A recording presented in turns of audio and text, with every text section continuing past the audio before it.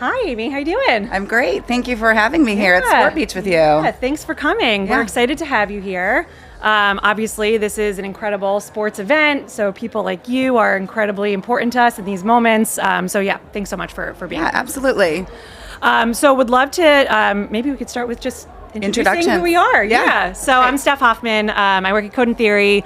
I lead our enterprise transformation team, and we do a lot of work with sports partners, particularly launching a solution here with Adobe this week, and would love to just talk to you about sports content at scale, how brands are leveraging content to really connect with fans in new and different ways. And yeah, just excited to have this chat with you. That's perfect. Well, I'm Amy McDevitt, and I lead the sports brand partnership team for Amazon Ads. So what that means is I sit at the intersection of our advertising partners, the leagues, and the relationships we have with them, and then our live sports production team. So everything that we're pushing out, we want to make sure that whatever we're bringing a partner into also syncs with the vibe of our content, and that production is feeling good about it too. Yeah, awesome. Yeah. So let's talk about kind of the advantages. Let's start there. The advantages that companies have working with you, brands have working with you. You know, you're handing brands the ability to show up in hyper live moments, right? All the time across multiple platforms. You're cutting it across channels for different audiences.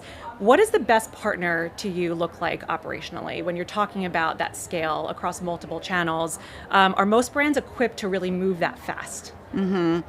Well, what I would say, first of all, why we bring a unique solution to the landscape is both from an ad tech perspective, there is an incredible amount of optionality and opportunity to reduce waste and really reach the right audience using our signals. And what I mean by that is, for example, we've got something called audience-based creative. A brand buys a 30-second spot, but they want to reach different people with 3 different messages. And we can help them eliminate waste by kind of populating and creating segments and pushing out different messages to the right groups.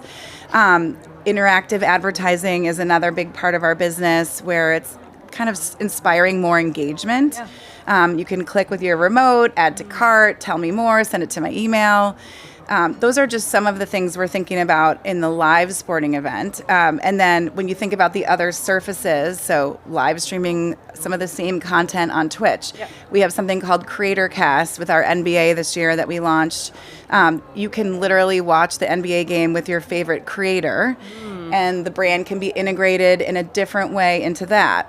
And then we think about larger 3P sports rights that we have. So there's a lot of rights that we have that are Amazon 1P, we're producing it, but also offering all kinds of other content where people enter through Fire TV or Prime Video to watch, NFL on Sunday on a different platform, World Cup, all of those things. Fire TV and Prime Video are sort of the gateway. So when you ask the right partner and what qualities they possess, I think it's the ability to think about what is the right messaging tactic and the right creative for the right screen, and making sure how you're going to lean in on Twitch. The Twitch audience is going to sniff out a lack of authenticity immediately. A live sports fan wants contextually relevant creative that speaks to them in the sports voice that they're there to consume. Yeah. That's amazing. You touched on this a little bit, but I love the idea that as a big advantage, Amazon is, it's closed loop, right? You know them from the moment that they see the advertisement all the way through potentially to purchase, right? For a lot of the brands that you're working with. Who responded on which platform to what.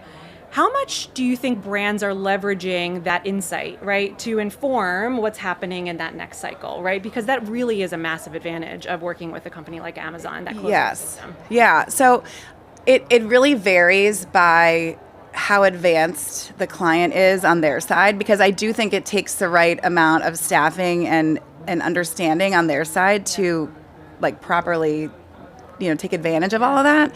And so we are seeing now in my seat going into year 5 of Thursday Night Football. I've been here 4.5 years. We've been serving these unique audiences, different creative, and partnering with certain brands to build and look at those journeys after the campaigns end.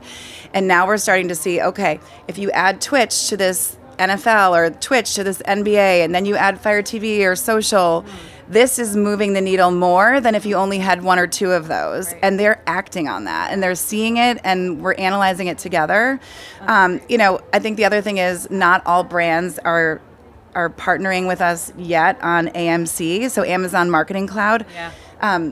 The more advanced are, and they're seeing incremental results. It's one thing to use the signals we have, but when you upload your signals into the Amazon Marketing Cloud and you're cross-pollinating what you know with the signals we have, you're reaching the customers in an even more specific way. Yeah. But not everyone is there yet, Yeah. and we know they'll get there, and it's our job to continue to educate people on the benefits of it. Yeah. What are some of the qualities of those that you said are, more advanced, more sophisticated, that are really leaning into that? What types of brands are those?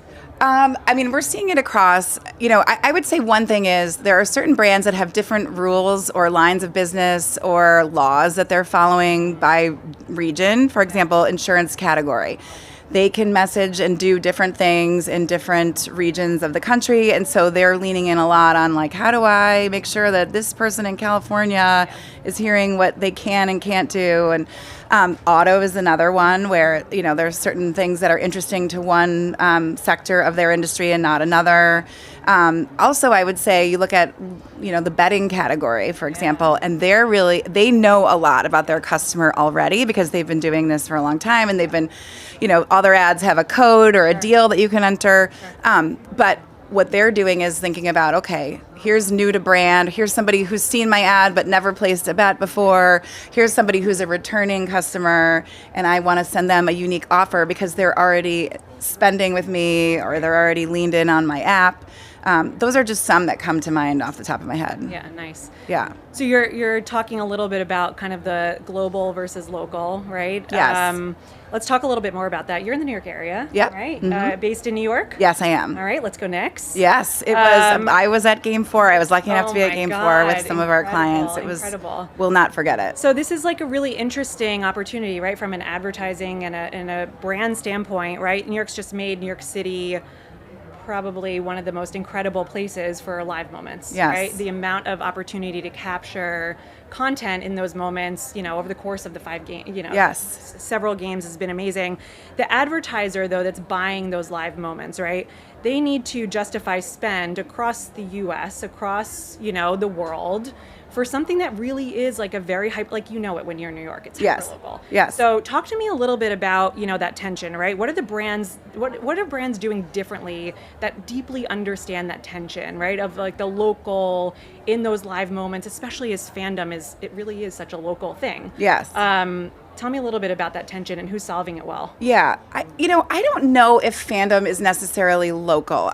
I think in the NBA in particular, Yeah. people have become more fans of athletes than they are of the teams themselves. So, my 10-year-old son will say, well, I like this guy and this guy and this guy, and they're all on different teams. Yeah. And he's watching the player, and he's putting them in his video game that he's playing later on today. And Fantasy has kind of enabled that. it in a really big way. has. Yeah. It really has, where they're buying someone's shoe Yep. because that's their guy. And so what I would say is just being in the conversation and having contextually relevant creative goes a long way. We have a partner that invested with us in the NBA on Prime this year when we launched, and they caught lightning in a bottle, and we cast one of the Knicks in their brand creative. And what they did really well is they didn't just have him in their ad, but then after the Knicks won, I think they re-upped with him from a PR perspective. And next thing you know, he was posting about their brand on social, and they were sending him bedazzled product. And, I'd say the brands that do it right don't just, set it and forget it, but they're watching the moments unfold and they're taking action based on that. What do you think it takes to be able to take advantage of that? I think you have to pay attention. So I actually say this to my team all the time. Yeah. We have reams of live sports content now on Prime Video, and it's a big commitment, but the only way to really put the right ideas out there and to know what makes sense for an advertiser is to watch the content. Yeah. You need to understand the personalities that are on the air. You need to know who the key players are in all the matchups, And then you need to translate that to your advertising partners because they may not know. And you want to really put the right idea forward for them to help them capitalize on that. And that's when you'll see success.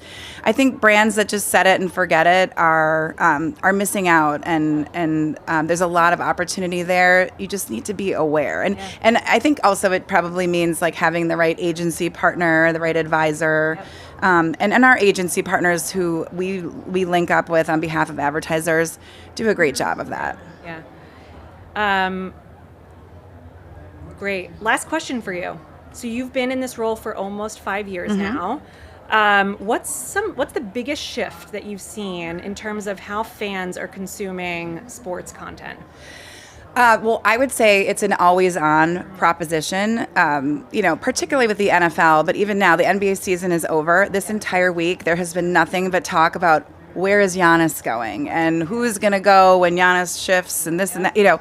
It's not enough to just be in the season, but if you really want to connect with that fandom and that community, you need to be activating in partnership with the athletes. You need to be activating potentially with events and, podcasts and stay in the conversation all year long to become truly synonymous. The other thing, of course, here we are at Cannes, everything is much more of a global conversation. And we've been hearing from a lot of brands, I love what I'm doing with you in the US. How can we take that and scale it into other parts of the globe? And we are uniquely prepared to do that. So, and I'm sure you feel the same. Yeah, absolutely. Yeah. We hear that all the time. Well, look, it's been great having this conversation with you. Yeah, Thanks so much thank for you. taking the time with us. Thanks everyone for watching. Yeah, thank you.